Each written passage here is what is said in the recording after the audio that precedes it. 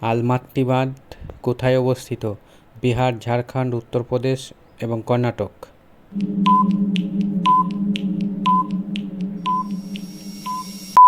উত্তর কর্ণাটক।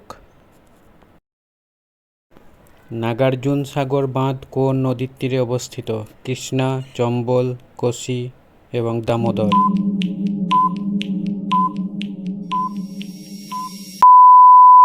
উত্তর কৃষ্ণা। ভারতের প্রথম পারমাণবিক বিদ্যুৎ কেন্দ্র হল সুরাট, তারাপুর, ট্রম্বে, সোলাপুর।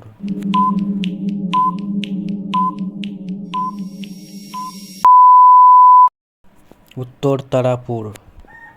হীরাকুদ জলবিদ্যুৎ প্রকল্প কোথায় অবস্থিত? পশ্চিমবঙ্গ, বিহার, উড়িষ্যা এবং মধ্যপ্রদেশ।